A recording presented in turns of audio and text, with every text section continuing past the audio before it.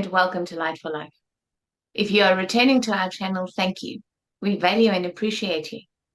Our aim is to shine a bright light on your inner splendor and assist to connect you to your magnificence via what we intend to be enlightened sharing, potentially educational and hopefully entertaining information, as well as encouragement for new perspectives. If you are new here, you are most welcome. We do hope that you will find our content highly beneficial and enjoyable. I am Liss. I'm a science of mind practitioner and a teacher of various healing modalities applicable to all aspects of the self and this life. And I am Lori. I am a holistic wellness researcher and educator. Welcome to Connections with Liss and Lori. We use the space to offer our perspective regarding multiple different topics that we certainly hope you find inspiring. We're so grateful you were able to join us. Today, we are going to share our perspectives regarding a topic that I feel is going to be very hot in the coming weeks and months. I'm noticing people start to talk about it periodically here and there across social media. And what's interesting is I'm finding that they are speaking about it as if it's this brand new thing and as if it's they're kind of the leaders of the forefront, and they're bringing all of this information to the nations, and it threw me a little bit. So I spoke with Melissa about it, and I said, I really think we should talk about this one. And she said, I'm all for it. So I think what's important to start with is really, what is bifurcation? And I tend to break words down when I don't really know what they mean, and we can start with just bi. Bi means two, yes? So what does bifurcation even really mean? In simple terms, it's essentially a split between. And we can see this in biology because I've studied the body so much. You can see it in the nervous system. You can see it in the circulatory system. There's always a split between a main nerve, and the nerves will split together, and the veins will split, and capillaries will split. So we can see this throughout our body. We can see it throughout biology. We can see it how cells split. But I would like to stick with split between, because it for me, that's exactly what it felt like for many, many years as I'm following this really fascinating journey of watching my life unfold, not without some important decisions along the way, but it was a very unique experience of feeling like I was living in two worlds simultaneously. And I just want to dig deeper into that. From a spiritual perspective, bifurcation can be empowering, where we have these moments of awakening, or people like to use the word enlightenment. And in a sense, this means we have opportunities of greater understanding based on the decisions that we make and the paths that we take.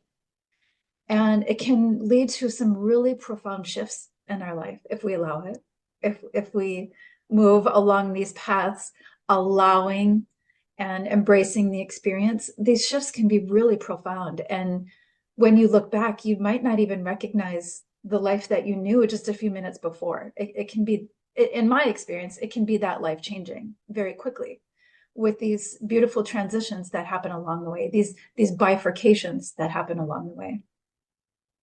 And it makes me think of the poem that encourages us to choose the road that is less traveled by, because it can make all the difference. When we step into that new path, we can notice different realms of existence, right? There can be unseen energies that influence our decisions. There can be people in our lives that might drop a sentence or offer a word that nudges us along, making a different path. And these unseen forces that move throughout our lives, in a way, for me, become a beautiful interconnected tapestry of how bifurcation unfolds in our life. And I'm just speaking from my personal perspective, excuse me, stumbling over my words here. I'm just speaking from my personal perspective of what bifurcation has been like for me and in my life. But today I want to put Melissa in the hot seat just a tiny bit and speak a little more broad as how this plays out perhaps in society, in our world, in our universe, in all of the things that we can't really see, but they're definitely there. So with that, Melissa, what do you think about what I have offered so far? And let's take it up a little notch and really explore beyond the parameters of this beautiful tapestry that bifurcation can be. Well, Laurie, yes, it's a huge topic. Yeah. So it can be difficult to find a starting point, but before we even do, there are a couple of concepts that people may or may not be familiar with that are going to be essential to understanding bifurcation. So I think before I go into that specifically, I have to introduce a couple of ideas and just make sure that everyone has a certain level of clarity about these things. So the first two concepts that I need to just briefly introduce are the concepts of duality and dualism. Now, a lot of people, first of all, think that duality and dualism are the same thing, which they are not. And a lot of people also don't understand what duality is and what dualism is, even if they do understand that they are two separate concepts. So first of all, duality is the easy one. Duality is what we experience down here in this life in absolutely every sense, which is the experience of everything has its opposite. Everything. That's duality. Dualism, on the other hand, is essentially, from an energetic point of view, everything has to have two poles. The difference between that and duality is that it is one thing that has two poles. So we can move to either end of the spectrum of one thing within dualism while still maintaining unity of one thing. Whereas in duality, we experience two complete and separated opposites. Now, we can go into the fact that that is a total illusion, but I think that's a different episode. So for the purposes of this one, as to pertaining to bifurcation, understand that dualism is central and extremely necessary to the process of bifurcation. Duality is not. Because duality is the experience that we have chosen specifically in 3D reality. This is the only density where we experience that duality of polarity, something having an opposite. Now, in addition to that, the other thing that we have to understand are the notions of frequency and vibration. Yes. I have spoken about this before, but again, just to briefly clarify, absolutely everything in this dimension, in order to be alive, even if from our perspective it's inorganic, like a rock or water, absolutely everything has its own vibration. Mm-hmm. It has a unique energy signature. Yes. Frequency has to do with the bandwidth in which certain vibrations exist. And then lastly, the final and perhaps the most difficult and important thing to understand would be densities and dimensions. Again, most people think that a density and a dimension is the same thing. Or if they do know that it's two different things, they don't really understand what the difference is. So, for brevity again, a density has to do with the level of vibration of certain things that materialize within that particular frequency band. A dimension is a group of frequency bands that do or do not share properties with the dimension before or below it. Mm-hmm. So we can't understand bifurcation and we can't understand its effects until we understand how densities, dimensions, vibrations, frequency, duality, polarity, and dualism work. Great. So everything that you were referring to in your intro is in the realms of polarity, experienced as contrasting duality here in 3D. So in a purely theoretical respect, that is not really what bifurcation refers to. That is purely the experience of contrast meant to bring us back to inherent unity within this third dimension. Bifurcation has to do with the third density and the third dimension splitting off or having split off from higher densities and dimensions. Why that took place and why that is now being reversed. Reversed. Let's go into that a little bit more. All right. Essentially, every dimension is the shadow of the dimension just above it. Right. And that is how we can know that other dimensions must exist. Mm-hmm. Because if they didn't, the third dimension would not exist. And Right. we know that it does. Right.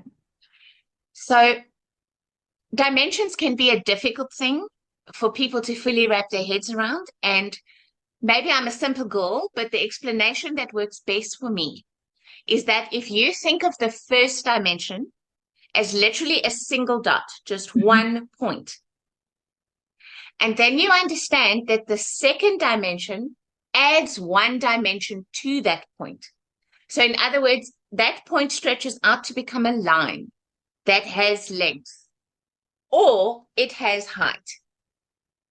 But it's one or the other because it's two-dimensional. The moment we add length and height, we add width and we have the third dimension. So the third dimension is literally the cubed 3D of a single dotted point. A point that in 2D got one line, and then in 3D got all four of the lines that it needed, width, and now it's a cube. So understand that the cube is what creates the shadow that we experience as a line. And the line is what creates the shadow that we experience as a dot, as we go down from 3 to 2 to the first dimension. So the question becomes, what shadows 3D? Right. How do we get a cube? What is the fourth dimension just above us that is giving us this shadow reality?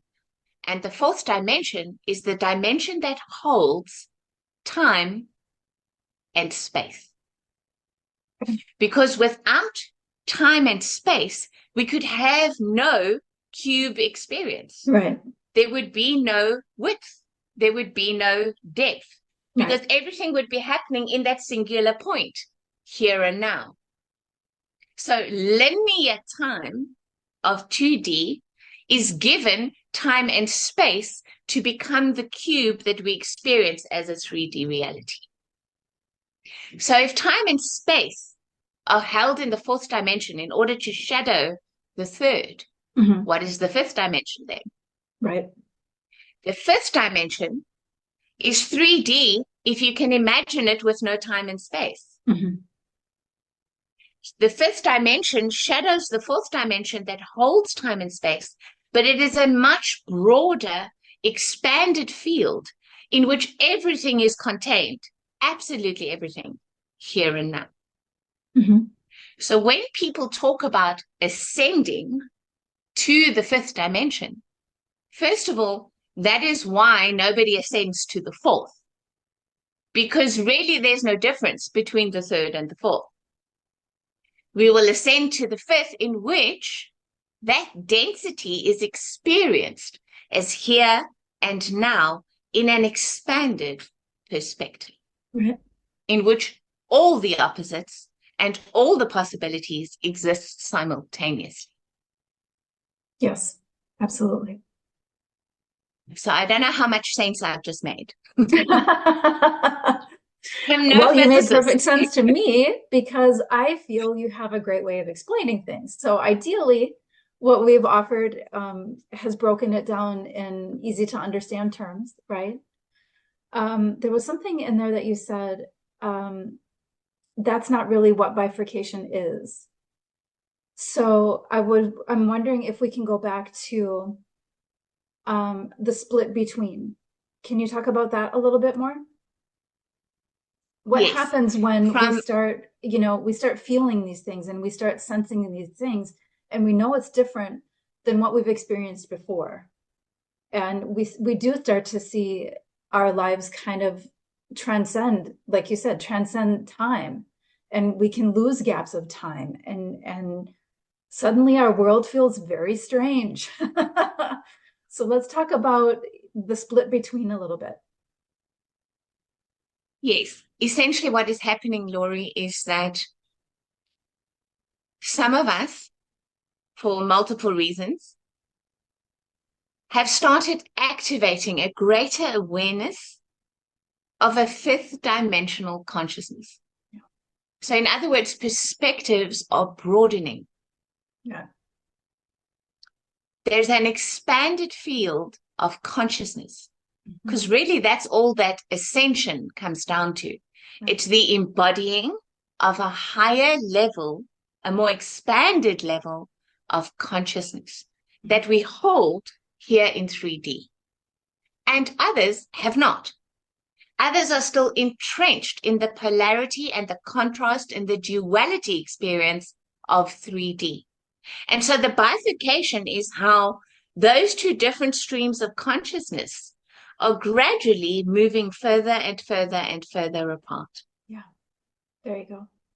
So a greater unity consciousness, a greater consciousness of here and now, a more expanded view that can see above and beyond polarity, the 5D consciousness, is experiencing more and more and more of a gap between itself and the old 3D limited way of seeing things unfolding in limited time, in linear time, I should say, which in truth, from a higher perspective, they are not.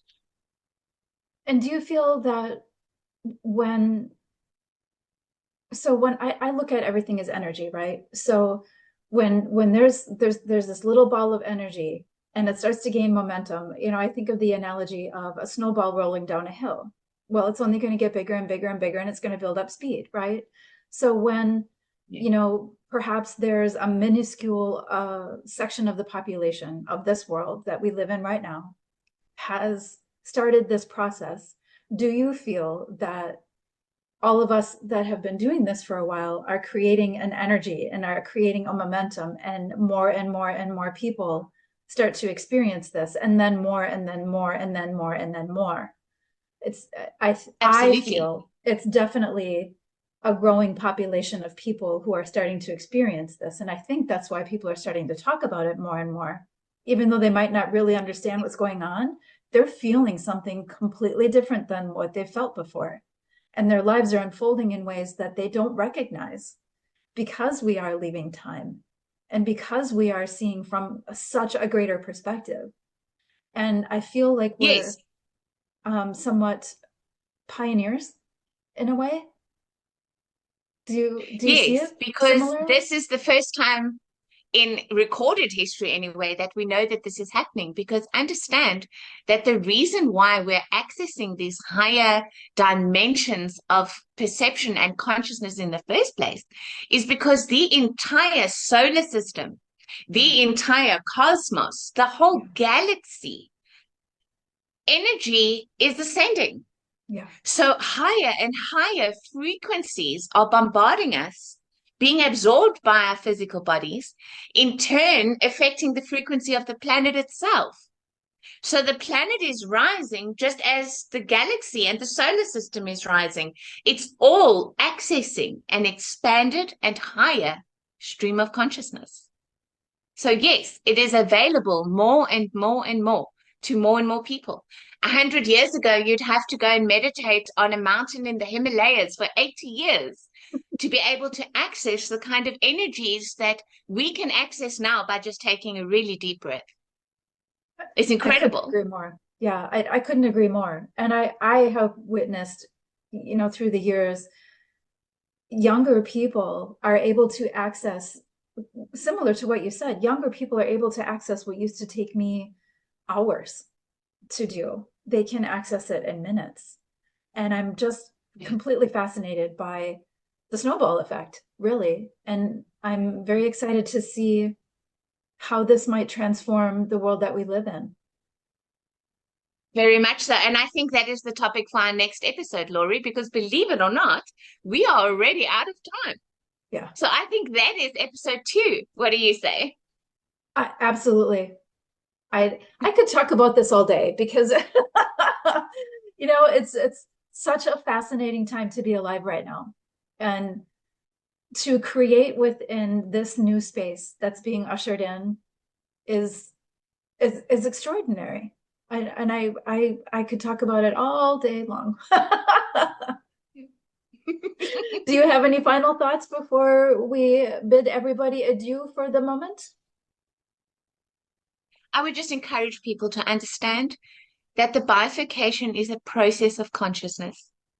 It's a process of an expanded awareness, an expanded and higher ability to perceive. Some people are afraid of, a rapture-like experience taking place. And I want to assure people, at least from my perspective, that that's not what it is at all. It is a process of consciousness that we are meant to embody right here and right now in our lives in 3D, and thereby change the world. And from a physical perspective, I would add, allow yourself some grace because this is a process. Yes, we can move through some of these processes very quickly. Sometimes they take a minute, and sometimes it's a little bumpy. So I do feel it's important to remind ourselves to just be gentle with ourselves, do all of the right things, drink plenty of water, get the rest that you need, and just allow the process to unfold. And, for me, it has been really bumpy at times, and it can be really uncomfortable at times because I didn't understand. And one of the reasons why we offer our perspectives is ideally to help you better understand and to make the process just a smidge easier, just a smidge more graceful, and perhaps give you some tools that maybe you didn't have before. So yes, and it's essential. It is essential that we support the physical body through this process. Absolutely essential. Yeah. And if you have any added words for that, like I said, I can't get enough water when things are moving quickly, because energy and water go hand in hand, right? So if we're going to maintain that energy flow and that frequency flow, hydration is probably the most important. So that's what I would encourage. Thank you for connecting with Light for Life. If you appreciate reminders, please go ahead and subscribe to the channel so you can receive those notifications. If you would like to work with one of us, you can find our contact information in the About section of this channel. Yes, thank you for connecting with Light for Life. Please share your insights, your questions, and your comments with us in the comment section below. We value your feedback. And we really hope that we will see you for our next episode. We upload one every Thursday. Until then, bye-bye and be joyful. Until we connect again, we send you love and light.